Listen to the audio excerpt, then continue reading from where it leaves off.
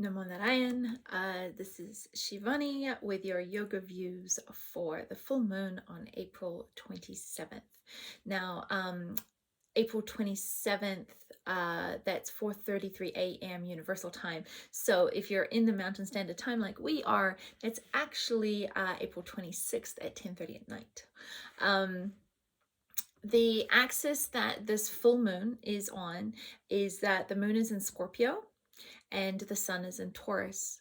And so there's a lot of like the full moon is always like full emotion, like there's a lot of light, there's a full expression of emotions, and it's reflecting back onto everything that is in Taurus. And just like there was 5 elements in Aries for the new moon, there's going to be 5 elements in Taurus for the full moon, and that is the sun, Uranus, Venus, Mercury, and Lilith.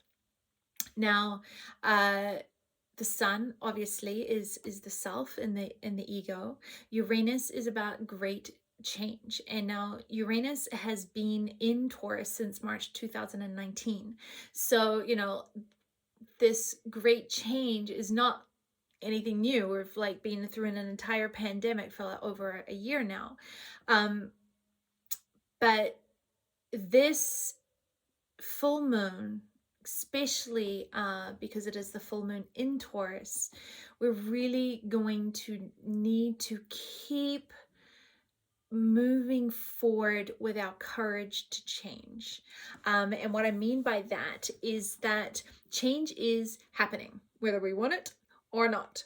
And being able to flow with change, we have this saying in our teachings and in our lineage of adapt, adjust, accommodate, and really that is the crux of this entire full moon cycle, is adapt, adjust, accommodate. Stop needing it to be a certain way, wanting it to be a certain way.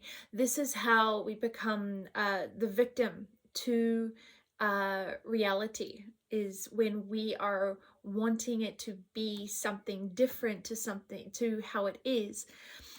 And of course, when we are discontent and we are angry about not being able to control the moment and having the moment not be how we want it to be, of course, that can often manifest as outwardly as anger, and it can also inwardly as depression. So if you're experiencing a lot of anger or you're experiencing depression, those are really good signs that you have not yet tapped into your ability to adapt, adjust, and accommodate.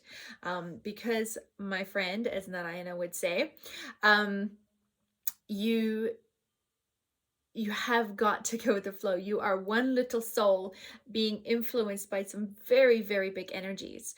And so don't waste your energy on trying to push something. Find where the flow of the divine is happening and go with it. If you need to work from home instead of at the office, go for it. If you need to try a different brand of food, or you need to buy vegetables at the local farmers market because the supermarket is out of something, go for it.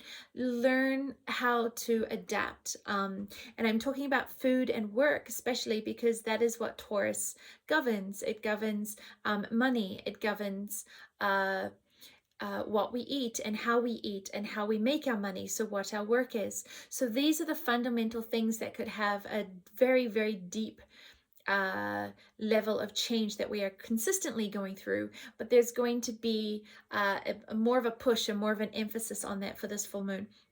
So adapt, adjust, accommodate, go with the flow. Because if you don't go with the flow, you will end up feeling that you're a victim to the circumstance. You are going to have, be pushed into something. And you don't need to be pushed. You have the ability to fly, to soar with the opportunities. It's really in how we look at it.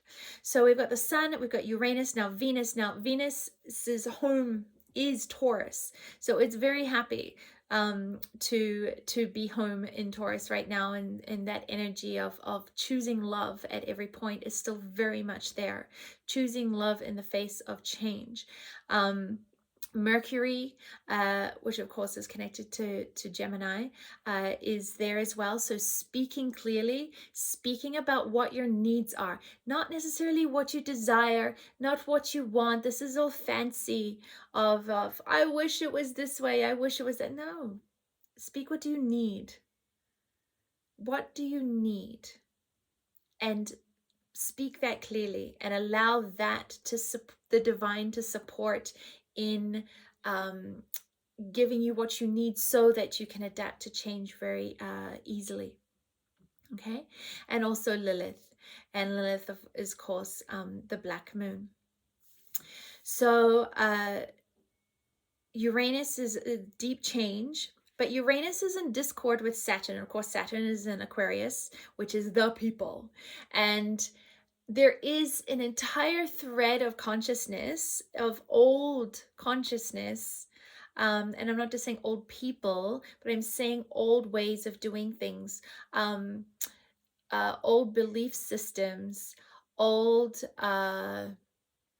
energy that doesn't want to change. There's an entire thread of consciousness that doesn't want to change, that doesn't want to dream, that wants things to go back to the way they are. And of course, we're seeing a lot of this in these last couple of weeks in America, with the police system and with the gun laws. And we're seeing the discord that is coming to the surface in the old ways, trying to push itself on what is asking to be heard and asking to be honored and what asking to be valued. We need to keep moving forward. We must learn to value all aspects of humanity, all races of humanity. And so we must need to step forward in that. And so Saturn doesn't want to change. So these frictions are going to keep happening.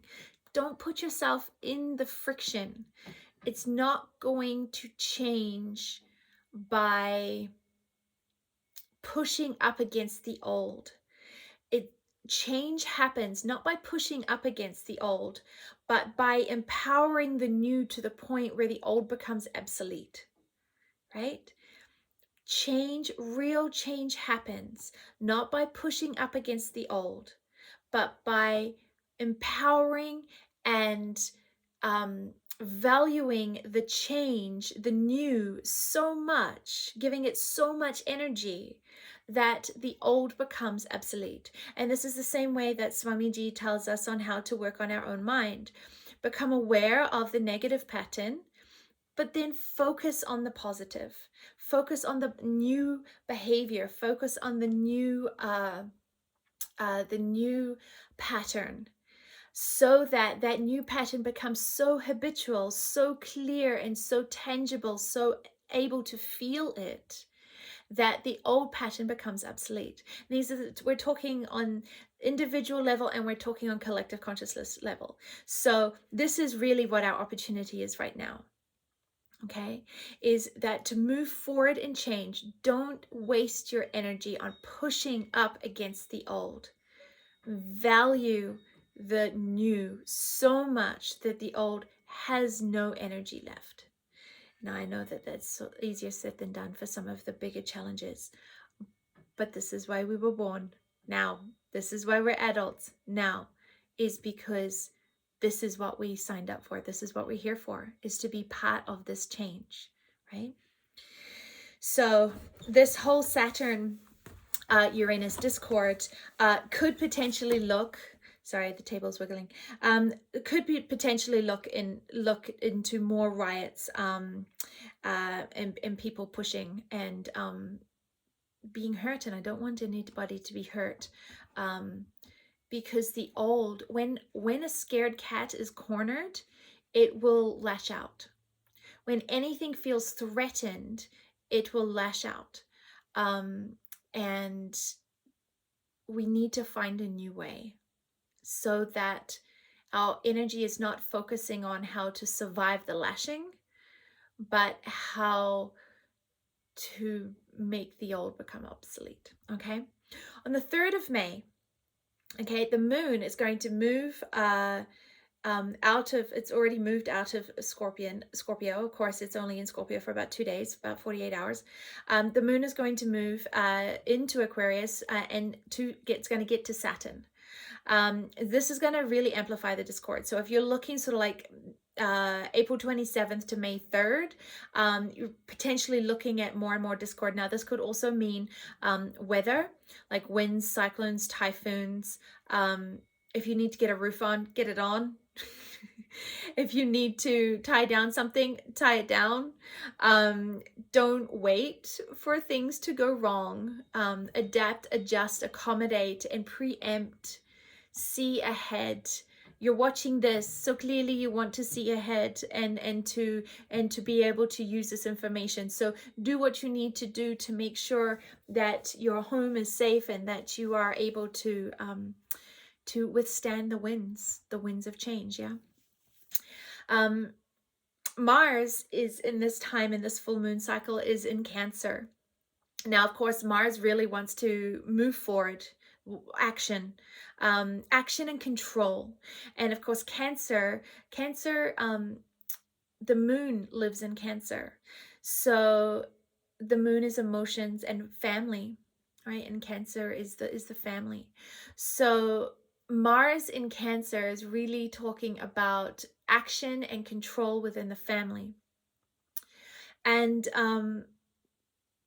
this is really a positive thing right now, is that within the family karmas that people are digesting, Mars being in Cancer is a good time. It's a good opportunity to have those conversations, to advocate for change, to heal, to make a new plan, to put in a new routine, to change up the chores of who's doing what.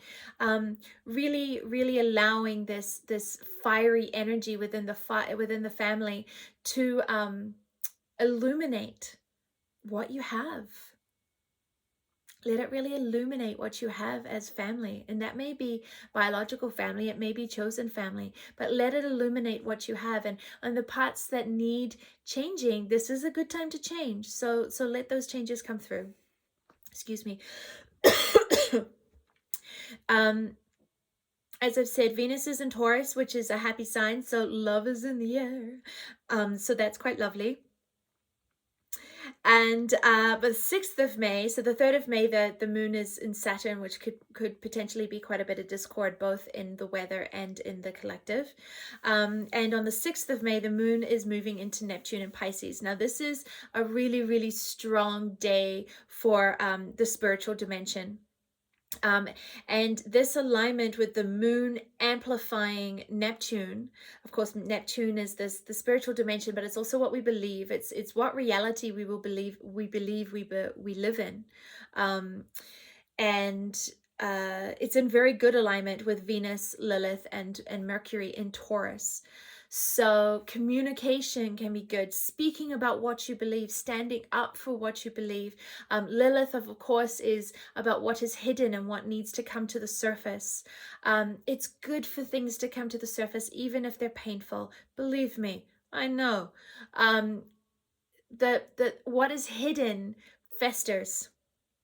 And so it's important for things, but it's important to hold ourselves in such a place of balance that we can respond to these things and not react to these things, especially if it's within the family, because of that Mars in the family. Okay. And then so that's the 6th of May. And then the 7th of May, Karen is coming into Aries. And of course, Aries is about control and change. And Karen, of course, is very much connected with the pandemic and with health. So because it's in good alignment with Saturn, the 7th of May, we may see some shifts where there's a tipping point where the pandemic is coming under control, or the discord within health is coming under control. So I know that right now we're sort of within BC, we're in this 3rd wave and a lot of things are shutting down again, yada, yada, yada. But don't lose hope. Okay, in the first, second week of May, I really feel like with this alignment of Karen moving into Aries, action is going to happen. Things are going to come into alignment and in control, and the past is going to be able to be let go of, which of course is that Saturn alignment. So this full moon, uh, there's a lot happening, but a lot is really positive. It's really, really positive in that if we have been setting ourselves up through even just since December, when Jupiter and Saturn moved into Aquarius, even if just since then we have been really taking notice of what we're doing and how we're doing and how we're setting ourselves up to say I do, and how we are setting ourselves up for this commitment of a new world, as some people are calling it. This is, if you have been putting your ducks in a row and if you have been doing your work and aligning, I think we're going to start to see some really beautiful things come through, or start to come through. But the key in the way the collective is most out of balance in our patriotic, not patriotic, well, patriotic, um, uh, consumerism mentality, is how we relate to food and how we make our money and what we value with money. And this is really what I think these next 2 weeks from the 26th, 27th of April is going to show us, is where we are going to have a new foundation. We are going to. It's not a maybe.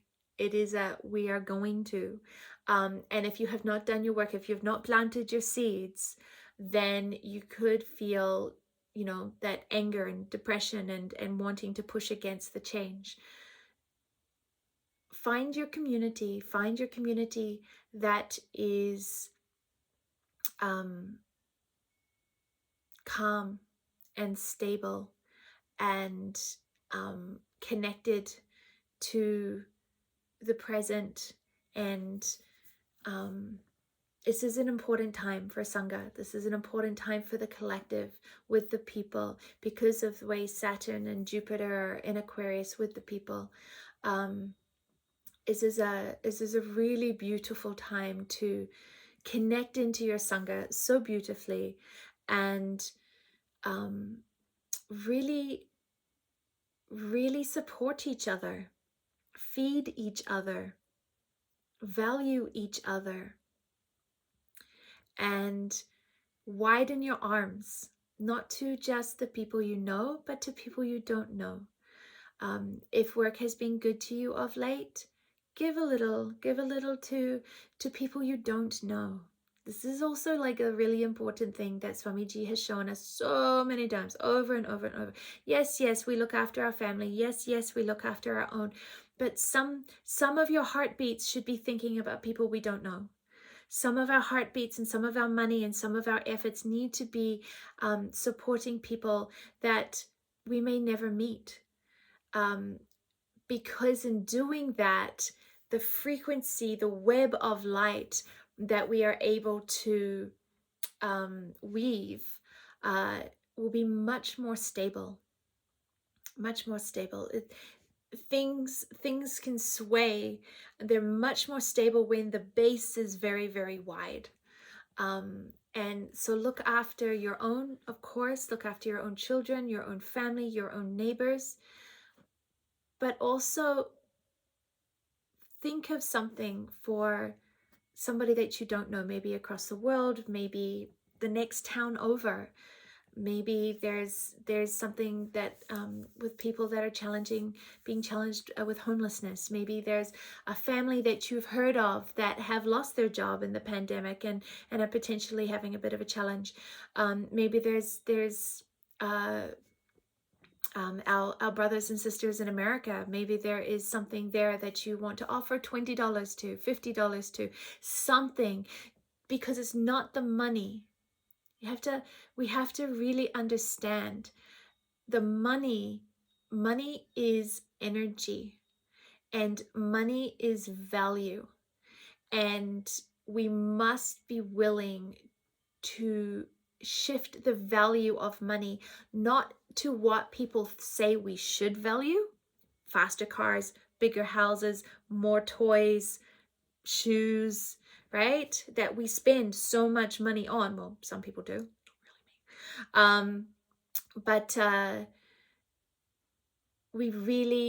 we need to start putting our money and our mouths into what we really value: our health, the land, local food, people's safety, people being able to be pulled over by police and not wonder if this is the last moment of their lives. It is a basic human right. So change needs to happen. We need to all stand behind what that change looks like. So I don't know about you, but I'm excited. And yeah, here we go. Full moon. Jai ho. Naman